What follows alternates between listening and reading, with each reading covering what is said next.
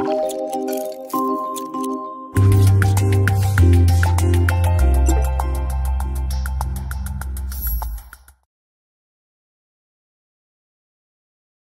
pour cette invitation. Je me présente très brièvement. Donc, moi, je suis patiente. J'ai été diagnostiquée il y a une dizaine d'années d'un syndrome de Sjögren avec 10 ans d'errance thérapeutique et d'errance diagnostique. Et donc, c'est ça qui m'a vraiment conduit à m'engager dans le bénévolat et la représentation de patients. Quelques-unes de mes occupations. Donc, je suis vice-présidente de l'association française, responsable de l'International Sjögren Network, l'ISN. Et vous pouvez voir que je suis incluse dans pas mal de groupes de recherche et d'organisations qui sont, comme l'a souligné Bruno, tout à fait prêtes à inclure des patients et à collaborer avec les patients. Donc, très brièvement, le patient partenaire a vraiment pris ses marques de noblesse il y a une vingtaine d'années avec la loi Kouchner en 2002, qui a notamment fait entrer les patients à l'hôpital au sein des commissions d'usagers. On peut trouver beaucoup de définitions différentes du patient partenaire, celle du CHU de Bordeaux, mais promis, ce n'était pas fait exprès, du Canada. Donc, le patient partenaire, dans ce cadre-là, va être celui que vous connaissez et avec lequel vous collaborez probablement dans vos établissements, qui va être surtout axé sur l'amélioration des parcours de soins, l'ETP, l'écoute et support aux malades, qui sont les missions premières aussi des associations de patients, et bien sûr la représentation des patients. Ici, on va quand même plus se centrer sur le patient partenaire en recherche, qui est appelé PRP en anglais, qui est en grand développement depuis plus d'une dizaine d'années, avec, encore une fois, comme l'a précisé Bruno, une tendance à l'implication de plus en plus forte au sein des organisations internationales, européennes, évidemment, et mondiales. En témoigne, par exemple, l'IMA, où désormais, depuis maintenant plusieurs années, tout dispositif médical ou toute étude clinique qui va passer par leur bureau auront systématiquement un patient au board pour réviser et pour évaluer la pertinence du projet. Même chose pour l'IMI, qui impose dans la quasi-totalité des études qu'il finance que les patients, les associations de patients soient full project partner, et c'est le cas de Necessity, dont je vais parler à plusieurs reprises. Donc, vous voyez ici justement ce fameux Necessity, ce consortium avec tous les partenaires et en bonne place l'Association française du Sjögren, vraiment comme partenaire à part entière. Et c'est en cela que les lignes bougent et que les choses évoluent. Depuis plus d'une dizaine d'années, le LAR s'est penché sur cet essor des patients partenaires en recherche. Ce tableau de recommandations date de 2011. On est en train de travailler sur une réévaluation et une actualisation de ces recommandations, mais vous pouvez d'ores et déjà constater qu'il y a déjà une dizaine d'années, 96% des professionnels interrogés par le LAR on recommande vraiment l'inclusion de PRP dans les essais et dans les recherches cliniques.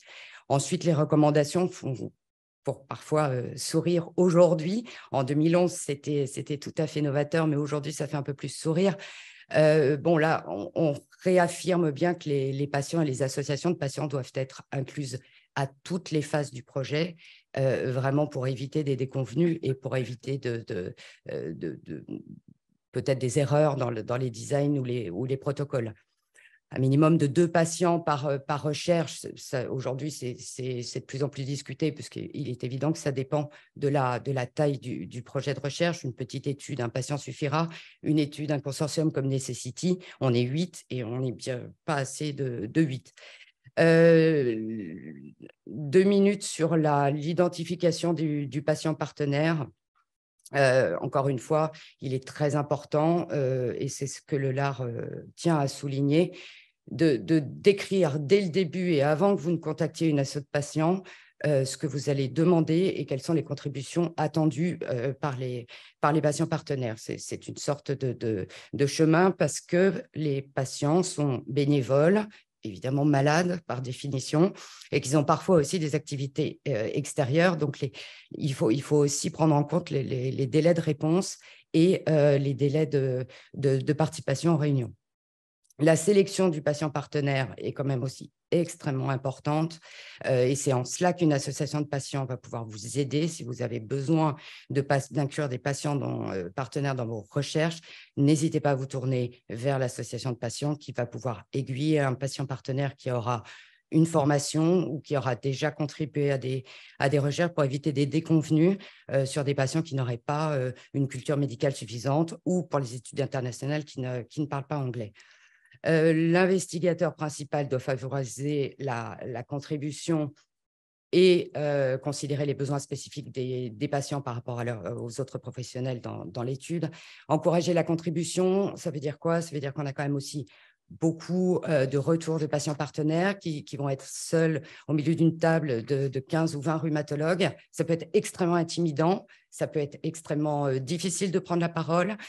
Bon, c'est encore les balbutiements des participations. Donc, il est vraiment important que l'investigateur ait aussi un rôle vraiment d'animation pour permettre aux patients de pouvoir être encouragés dans leur prise de parole et dans leurs actions. L'information et le training aujourd'hui, encore une fois, depuis 10 ans, beaucoup de choses se mettent en place au niveau européen. Donc, on peut trouver des patients partenaires absolument qualifiés et prêts à intervenir dans des études, que ce soit sur leur pathologie ou des pathologies ressemblantes. Et enfin, et c'est important parce que ce n'était pas le cas au début, les associations de patients qui collaborent doivent être reconnues et éventuellement partager un co-authorship quand c'est le cas. Donc, très concrètement, aujourd'hui, que peut vous apporter un patient partenaire, une association de patients dans le design et dans un essai clinique, dans une étude clinique? Donc, tout ce qui est en pré-projet, tout ce qui est en études, en éventuelles propositions. Donc, bien sûr, déjà, et en général, on sourit, la réglementation. On l'a vu avec l'IMA, on l'a vu avec l'IMI. Sur les 2-3 années à venir, plus un projet financé par l'Europe ne sortira sans association de patients à son bord. Donc déjà, la première bonne raison, ça va être l'obligation. Donc, quitte à ce qu'on soit obligé de travailler ensemble, autant que ça se passe bien. Bien sûr, dans le pré-projet, l'association de patients et les patients partenaires vont vous aider et vont vous apporter des précisions sur la pertinence, bien entendu, de vos projets. Et je parle là plus précisément de maladies rares ou à faible prévalence, telles qu'on les étudie à IRN Reconnect. C'est-à-dire que là, on va vraiment parler des unmet needs. C'est-à-dire que le patient partenaire qui vit avec sa maladie, qui est au contact d'autres patients qui ne sont pas impliqués en recherche, ont une parfaite vision et des unmet needs aujourd'hui en recherche et pour des pathologies moins développées. Les critères d'inclusion, en général, on essaye aussi de toujours ramener des PROs et de faire en sorte que les critères d'inclusion soient vraiment réalistes et soient accessibles au plus grand nombre. Et enfin, un support par rapport aux autorités, par rapport aux agences européennes, voire à la FDA. Vraiment, les lettres de support aujourd'hui, on nous en demande régulièrement au sein de l'association de patients, ne serait-ce qu'en France, où alors on va apporter vraiment un soutien à une recherche qui nous paraît pertinente, encore une fois, par rapport à nos attentes en tant que patients. Au niveau de la soumission, là, c'est pareil, on a un rôle, je pense, très important vis-à-vis de nos collègues patients qui seront, eux, inclus dans ces études et pour que vous puissiez en inclure le maximum, c'est-à-dire tout le design et tout le protocole lié à l'étude. Il n'est pas rare qu'on nous interroge sur l'acceptabilité potentielle des patients à supporter 1-2 visites mensuelles par mois, à supporter plutôt des injections quotidiennes. Bon, ça, ce sont encore une fois des questions très, très pratiques auxquelles nous, on pourra vous donner une tendance. Et en plus, le gros avantage, c'est qu'on va vous donner une tendance sans biais. C'est-à-dire que vous n'êtes pas nos médecins. Donc, on va pouvoir tout à fait librement vous dire non, là, ce n'est pas possible, vous ne trouverez pas, vous n'arriverez pas à inclure. Et ça, des exemples, on en a tous les mois, ou ne serait-ce qu'à Sjögren Europe, où on nous a soumis un protocole sur le Sjögren. Petite anecdote, le labo en question voulait une BGSA tous les 3 mois. On a dit oui, bien sûr, et ben, vous ne trouverez pas de patient. Faites-en une et on verra ensuite si tous les 3-4 mois, pendant 2 ans, vous allez accepter une biopsie des glandes salivaires. Voilà, ce sont des exemples vraiment pratico-pratiques de collaboration sur lesquels on peut vraiment apporter quelque chose et vraiment porter la parole des patients qui seront inclus ensuite.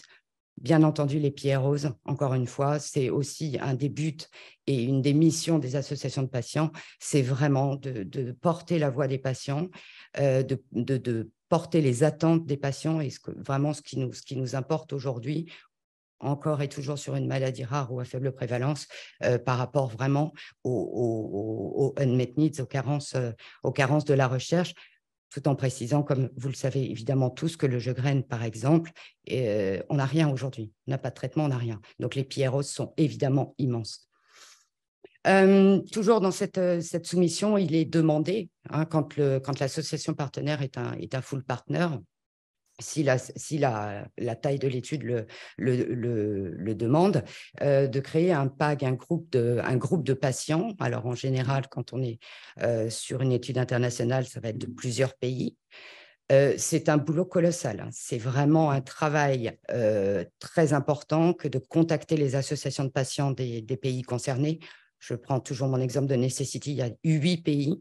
Donc, ça veut dire 8 fois la démarche de contacter l'asso de patients, 8 fois la démarche de faire un mini-entretien ou du moins une rencontre avec les patients proposés par les associations de patients et ensuite s'occuper de toute la partie réglementaire, toutes les signatures, tout pour être bien EU compliant. Et ça, c'est un énorme boulot que nous, asso de patients, on peut faire et on peut vous décharger. Et bien entendu, on peut animer et coordonner ce groupe comme l'association française le fait pour Necessity. Et enfin, bien entendu, en parlant de présentation à vos patients, on peut tout à fait agir sur la version simplifiée, la version vulgarisée, les protocoles, les feuilles d'information et bien sûr relire quand c'est possible les protocoles et les formulaires de consentement. Pendant l'étude clinique, on intervient également sur tout ce qui est transparence. Avoir une association de patients avec des patients partenaires va vraiment asseoir l'étude clinique et faciliter la transparence, notamment par rapport aux données éthiques et notamment par rapport au CPP. J'ai toujours un peu la prétention de dire que quand vous allez aller toquer aux portes d'un CPP, si vous avez des patients partenaires dedans avec une lettre de soutien en affirmant que, selon nous, l'étude est parfaitement pour les éthiques et pour les patients, bon, ça, c'est une autoroute et c'est un avantage et ça gagne du temps en plus. Idem pour la soumission, je reprends toujours mon exemple avec l'IME parce que c'est incontournable. L'IME, de toute façon, interroge l'association de patients de la pathologie concernée. Donc, il est évident que si on est déjà dedans, c'est un gain de temps et et une facilité. Et pour l'inclusion. Alors, l'inclusion, Christophe en parlait tout à l'heure. L'inclusion, je pense que ça reste vraiment un gros point.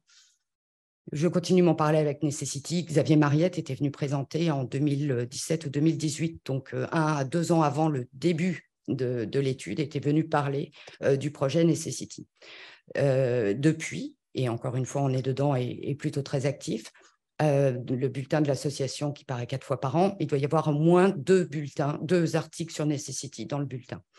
Ça veut dire quoi? Ça veut dire que demain, les équipes qui sont en train d'essayer d'inclure des patients pour Necessity, si ce sont des patients qui sont adhérents à l'association française et qui lisent le bulletin trimestriel, je ne peux pas imaginer une demi-seconde qu'ils n'aient pas déjà entendu parler de Necessity. Donc, évidemment, ça ne remplace pas les explications de leur médecin et tout ce que vous allez leur dire à propos de l'essai clinique, mais au moins, il y a la première étape qui est faite. Et encore une fois, c'est un facilitateur de confiance d'avoir l'association de patients parce que ça va quand même rassurer les patients auxquels vous vous adressez.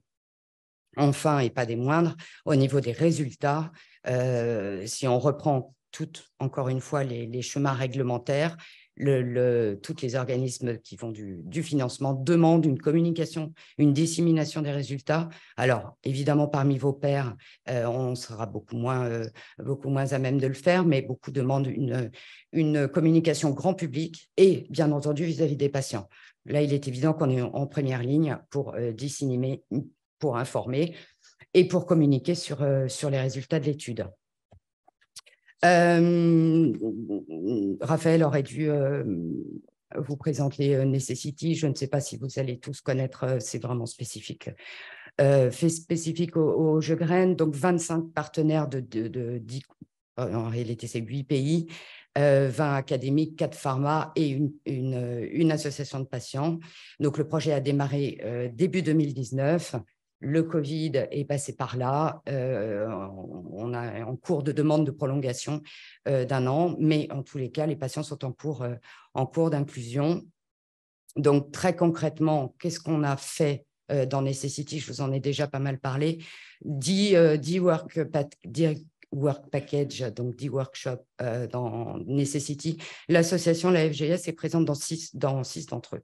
Donc, évidemment, il ne s'agit pas d'inclure pour inclure, il s'agit d'inclure là où on peut apporter une valeur ajoutée et où on peut être utile. Les work packages dans lesquels nous ne sommes pas, c'est tout simplement parce que ça n'est pas de notre domaine, ça n'est pas de notre compétence et on n'a aucune expertise à apporter. Donc, clairement, on a aidé et on a travaillé sur le développement des New Clinical Endpoints qui a fait l'objet de plusieurs publications. Pour ceux qui connaissent, le projet s'appelle STAR. On a bien entendu aidé au design de l'étude clinique qui a été fait sur la base de la stratification des patients. Donc, encore une fois, on aide pour tout ce qui est relecture, feuille de consentement, etc. et acceptation de l'essai clinique par les patients. Même chose pour le management complet de l'essai clinique.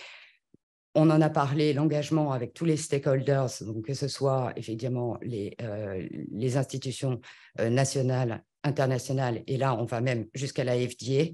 Donc là, c'est pareil, facilitateur, tout ce qui est légal et éthique, bien entendu, et une grosse partie sur la communication et l'exploitation. Donc, par ici, par exemple, un abstract que j'ai présenté au Symposium international du Sjögren à Rome en septembre 2022, j'ai été quand même assez contente de voir qu'on donnait la parole, comme vous aujourd'hui, aux patients. Et là, vraiment, on est dans le cœur de ce que l'association de patients peut apporter à un projet comme Necessity. C'est vraiment, encore une fois, les unmet needs in research. Et en conclusion, ce que je vous ai expliqué, c'est la façon dont on a collaboré, en étant notamment inclus dans le Delphi qui a permis de constituer ce nouveau STAR, qui est donc un nouveau score, où on peut voir que l'ESDAI est à 3 et l'esprit, les PRO sont à 3 également. Donc là, on est vraiment au cœur de la participation et de la représentation du patient dans la recherche. Donc, pour conclure, on peut parfaitement travailler ensemble en complémentarité, en équipe, effectivement, à condition de respecter quelques règles qui sont inhérentes à n'importe quel travail en équipe. On n'est pas vos patients, on est des patients. Le PRP est vraiment un trait d'union entre la communauté médicale et les patients. Xavier Mariette avait accepté un webinaire qu'on a organisé pour Sjögren Europe et où, en introduction, je lui avais dit merci parce qu'il faut que vous communiquiez, il faut que nous, on restitue aux patients tout ce qui se passe en recherche. Encore une fois, sur une maladie rare sans traitement, il n'est pas rare que nous, associations de patients, on entende des patients qui nous disent de toute façon, les médecins s'en foutent, il n'y a pas de recherche. C'est faux. J'ai été invitée au précédent EULAR à une réunion où j'ai compté 23 essais cliniques sur le Sjögren en Europe. Donc ça, nous, c'est notre boulot ensuite de faire retomber ça aux patients. Mais dans tous les cas, on est un trait d'union entre vous et les patients que vous aurez en consultation où il y a des biais. Et nous, ces biais, on peut aider à les réduire et on peut vraiment aider dans cette collaboration et on est vos ambassadeurs et on est des ambassadeurs dans les deux sens. C'est-à-dire qu'on vous remonte les patients sur le terrain sans biais, en toute franchise et en toute constructivité. Et vous nous remontez vos travaux et que nous, on va expliquer le plus facilement possible. Voilà, donc pour conclure et pour encore une fois insister sur cette co-construction, il y a eu longtemps des idées reçues sur les patients, partenaires. On n'est pas là pour juger, on n'est pas là pour interférer, on n'est pas là pour vous apprendre votre métier. Évidemment que non, on n'est pas médecin. C'est juste que vous êtes expert de la maladie. Nous, on est experts de la vie avec nos maladies. Donc, c'est un peu la fin et ce que je souhaitais dire. Bonne année à tous. Et si vous avez des questions ou besoin, vous avez mon mail en dessous. Merci beaucoup.